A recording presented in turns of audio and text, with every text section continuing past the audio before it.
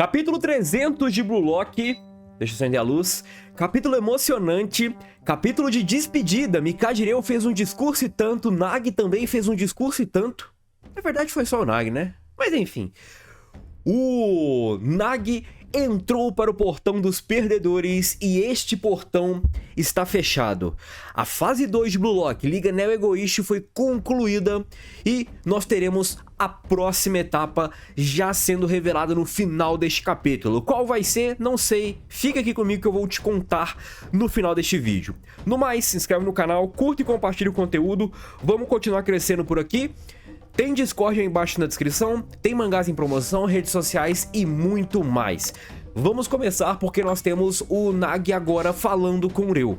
O Reu tava conversando com o Ego e o Nagi meio que tipo começou a entrar no meio dessa conversa e ele explica pro Mikajireu que ele não tem nenhum arrependimento quanto a isso. O que é esses arrependimentos? Ligados ao quê? Ligados a tudo que ele fez, tudo que ele não fez, tudo que ele passou, tudo que ele deixou de passar. Toda essa trajetória dele jogando futebol, ele não tem nenhum arrependimento quanto a ela. Tudo que o Ego disse é verdadeiro, ele está satisfeito. Talvez, né, vencer o Izagi e jogar bola com você pra sempre é o sonho suficiente pra mim, só que pro Blue Lock talvez isso não seja o ideal. O Ego talvez queira um jogador, uma pessoa que tenha um sonho ainda mais ambicioso. O Nagi, ele sempre foi muito simples. Ele só quer o quê? Ele quer uma cama, uma internet e algo pra jogar. Só isso que o Nagi precisa. Se botar ele debaixo de uma ponte com a internet, acho que ele vai ficar bem. Então o Nagi, ele teve um sonho muito simples. Não é igual o Izagi, por exemplo, que quer ser o número 1, o Reu que quer vencer a Copa do Mundo, o Baro que quer criar uma dinastia. Não, ele tem um sonho muito simples. Não tem problema ele ter um sonho simples. E não está errado em ele ter um sonho simples. O que me chama a atenção aqui é o Nagi, ele tá meio que triste sim, mas ele tá meio que tipo assim, pô, acabou, é isso, tá bom. Ele tá satisfeito, ele tá bem demais. Pra quem acabou de ser derrotado, acabou de ser meio que tomar uma virada na vida dele. E, enfim, ele tava bem. E isso é interessante, porque o Nagi, ele não aponta o dedo pra X ou pra Y, que era uma parada que talvez podia me preocupar. O quão talvez seria o discurso do Nagi pra meio que impactar o Reu e impactar também todos, porque todos estão escutando. Os 4 times que jogaram e o time do Ubers, o Ego, a galera do Block TV toda está escutando esse discurso. Por isso que talvez alguns ficam comovidos, e eu até vou chegar nessa parte em que esses jogadores ficam comovidos, porque não é todos que ficam comovidos, mas os que ficam comovidos têm um motivo e eu vou explicar o porquê. Essa dupla tá junto desde o começo, né? E eles passaram poucas e boas e tá tudo bem. O jeito que o Nagi escolheu, ou o jeito que o Nagi acabou meio que empacando no sonho dele, tá de boa. Por quê? Porque ele está satisfeito. Ele não apontou o dedo pro Reu, pro Izagi, pro de empate, nem um pouco.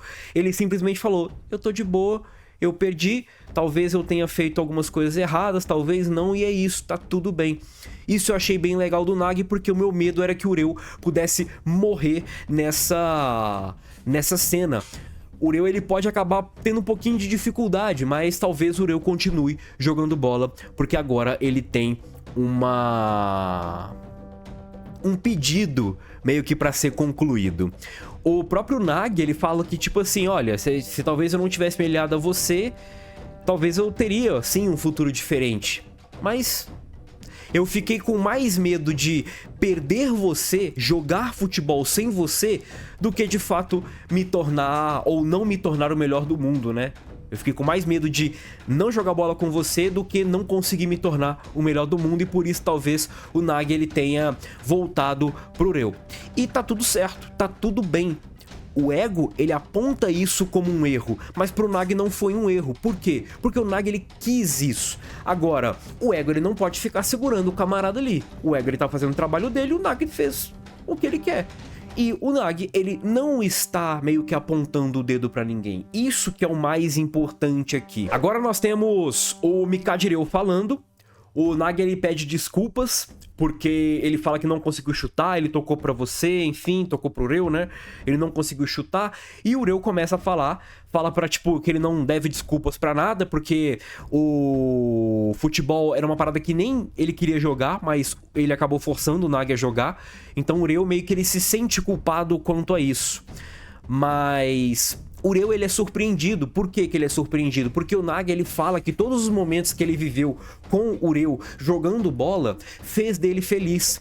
Todos os momentos de frustração, o momento que ele ficou animado com o futebol, o momento que ele descobriu que ele pode se sentir frustrado, ele descobriu meio que como falar as coisas ou pensar de maneira diferente e expor isso. Tudo isso pro Nagi foram sentimentos incríveis.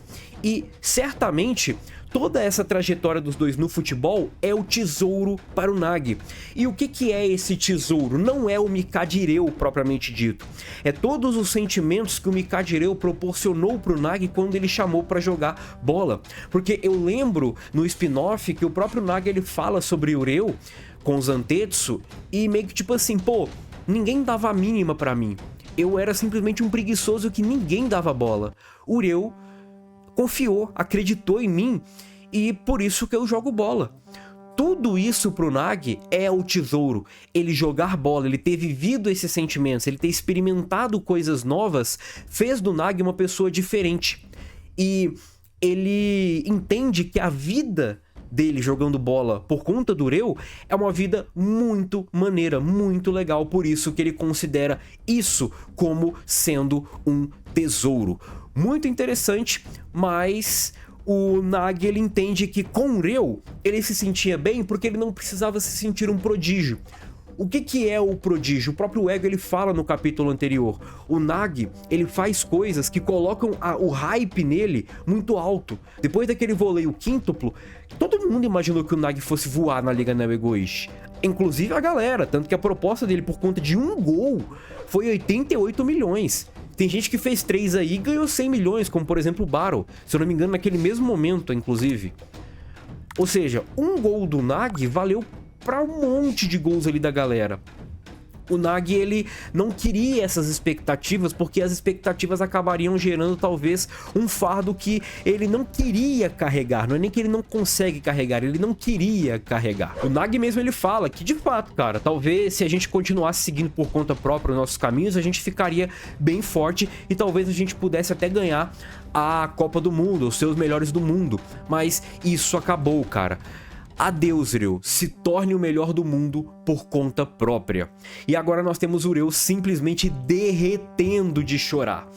E agora nós temos a página que tá dando o que falar porque o Zantetsu tá com o uniforme do Manshine, pô.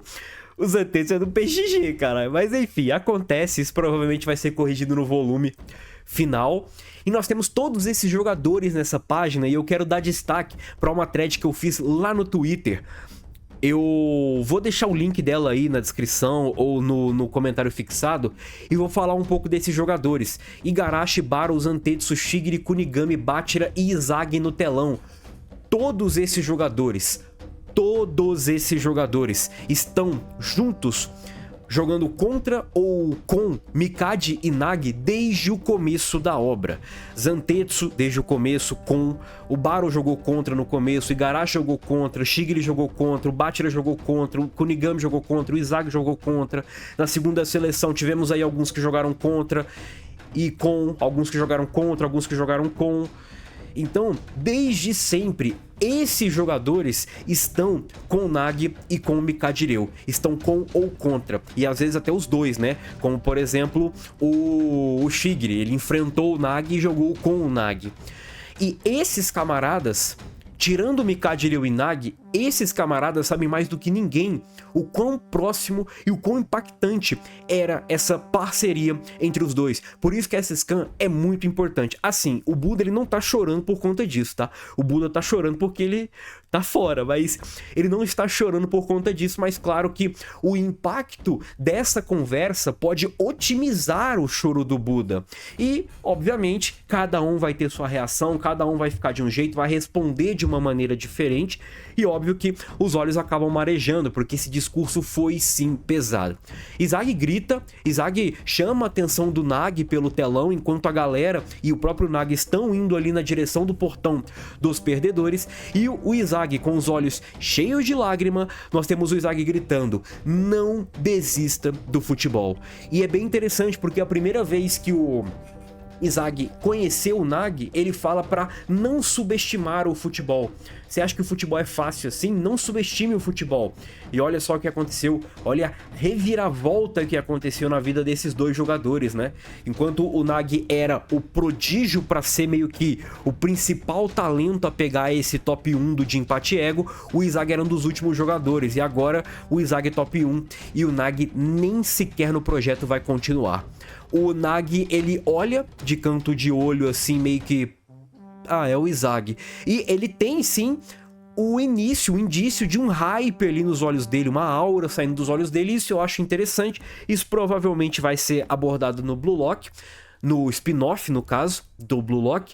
E agora nós temos Igarashi, Nerotepei, Tokimitsu, que não para de chorar também, Hayachi Haru, Darai Miroku, todos indo para o portão dos perdedores, e o portão dos perdedores está fechado. Agora, a segunda fase do projeto Blue Lock foi finalizada, e nós temos a próxima fase, que é a Under 20 World Cup, a Copa do Mundo Sub-20.